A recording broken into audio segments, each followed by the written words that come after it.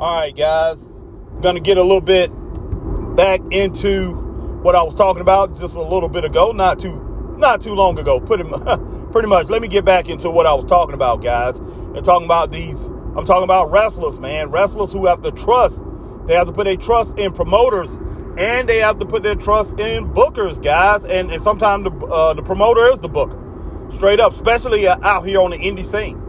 But man, you have a lot of people just, yeah, man, I hate to say it, when it boils down to it, you pretty much playing with these people's careers, man.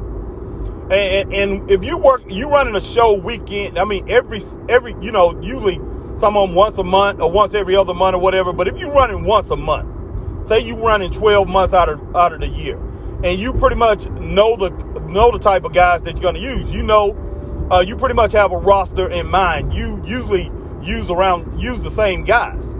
But then you should have some kind of idea of who's going to be the best in your organization and who is going to be pretty much the mid-card guys and pretty much who's going to be on the losing end. So you should pretty much have an idea of what you want to do.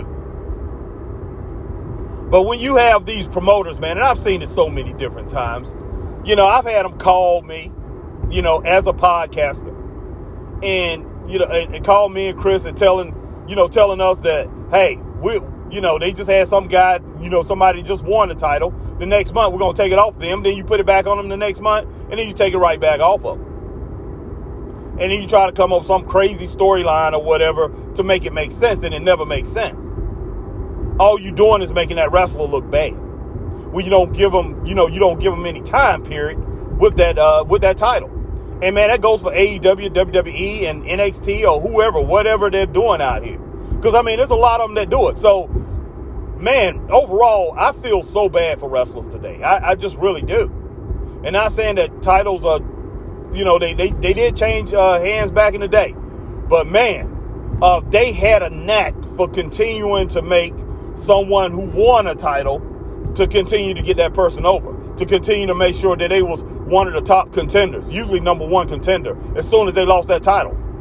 If they wasn't the number one contender, they didn't fall too far down that ladder, or they was a contender for another title. They kept them strong, man, and that's one thing that you don't see today.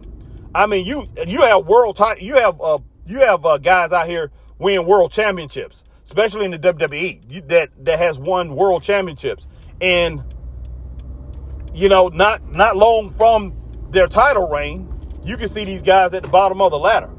Now, Vince was doing that, and I understand why a lot of people was pissed at Vince. I understand that, man. When you have people win world championships, then next thing you know, they on the bottom rung, and they just losing week in and week out, over and over and over again. You're gonna get sick of that, because see, wrestling back in the day, those championships made those guys heroes, and some wrestlers didn't have to have it, and they still became big and incredible in people's eyes, and they got legions of fans off of that. But man, what we have now, like I said, they'll elevate somebody, and then next thing you know, man, they're in the garbage. They're in the garbage. Their career could go from those guys being a champion into the garbage pit, man. And it's sad. Real sad. And I've seen it too many times, like I say, in the short 3 years, almost 3 years. We haven't done it actually 3 years. I think like we're on our 34th month. But in the short time we've been doing a straight up wrestling show, guys, hey, I've seen it over and over and over and over again. And like I said, with the big two, AEW and WWE and TNA. And it gets annoying. It really does.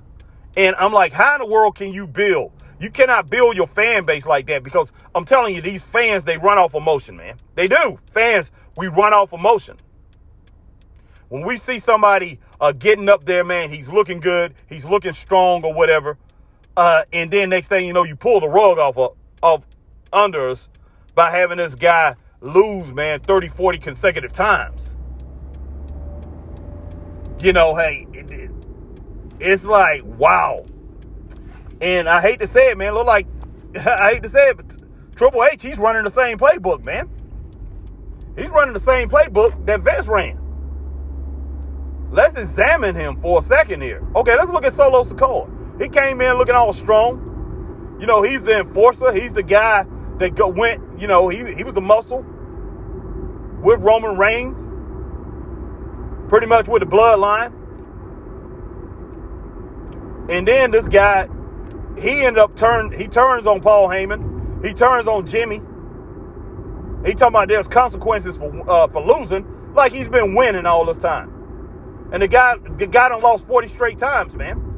I don't know if he done broke that yet or not, but as soon as he did that, he lost that night. He lost that night in a dark match. And he lost that next week too, in another dark match that wasn't held on TV. So I'm just looking at this whole thing, man, and I'm like, wow. But see, these wrestlers got to put up with that. They have to. And it's a shame, man. It's a shame you make these wrestlers look weak when, and in other words, you try to make them look strong, and then you, like I say, you make them look weak. You make them look bad, man. So I have to ask the question: how can you trust something like that? And so each and every one of these, every promoter out there, every booker, and you wonder why wrestling fans turn away. You wonder why they're not coming to your shows, especially your indie shows out here. You wonder why fans are not coming to your shows. Because, man, you're trying to make their stars. You're trying to make people that they looked up to and thought was great. You're making them look bad, man, when they actually have the talent. And that's what I'm talking about. I'm talking about talented wrestlers, guys, that promoters and bookers, they take and they just squash because of something silly that they coming up in their mind and doing. I have no clue. I really don't.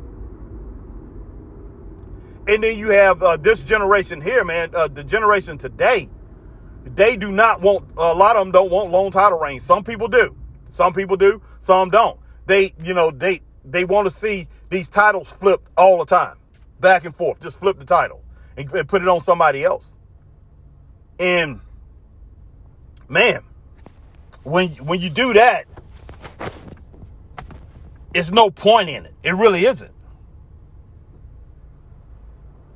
And in this generation, another thing about this generation, we have a generation, like I say, impatient generation and an uncreative generation. I'm sorry to say that, guys, but this generation is not creative, and maybe it has to do with all the technology we have and everything like that. But people in this generation is not creative. And well, even if you go back into the old days, man, it took a lot to find creative people, but people in general was more creative because we did not have all these gadgets to do everything for us, man.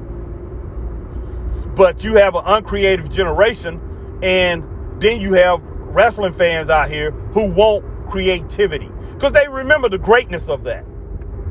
They remember the greatness of that. And that's another thing too. These wrestlers come into these promotions, and a lot of these wrestlers, some wrestlers are trying to come up with their own gimmick, which back in the day, the promotion took care of that.